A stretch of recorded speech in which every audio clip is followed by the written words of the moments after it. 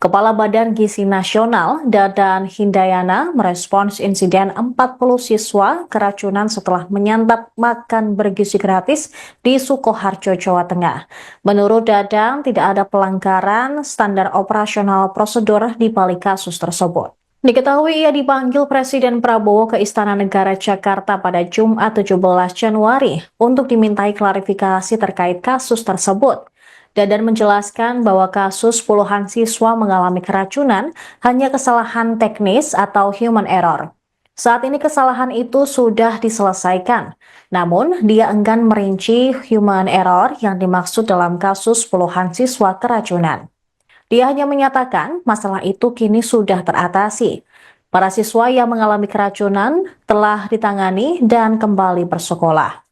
Kepala BGN ini memastikan pihaknya telah melakukan penanggulangan agar insiden serupa tidak terulang. Ia menyebut Presiden Prabowo Subianto juga gelisah karena masih banyak anak-anak Indonesia yang belum mendapat makan bergizi gratis. Dadan mengatakan kegelisahan itu lantas membuat kepala negara mengumpulkan kepala lembaga hingga menteri terkait untuk memecahkan masalah bersama demi percepatan penetrasi makan bergizi gratis. Kegelisahan itu muncul lantaran banyak laporan anak-anak yang belum menjadi penerima manfaat.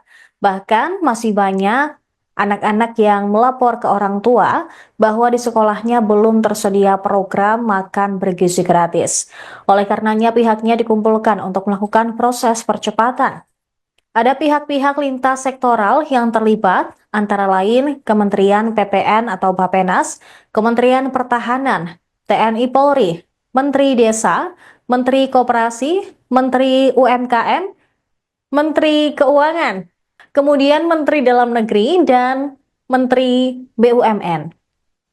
Adapun demi percepatan, seluruh pihak sepakat untuk mendukung maupun mengeluarkan peraturan yang mendukung MBG, termasuk rencana penambahan anggaran sekitar 100 triliun rupiah pada September 2025 demi menjangkau 82,9 juta penerima.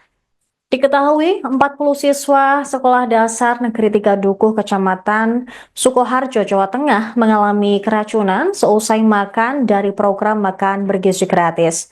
Kepala Kantor Komunikasi Kepresidenan Hasan Nasbi sebelumnya mengatakan puluhan anak itu mengalami pusing dan muntah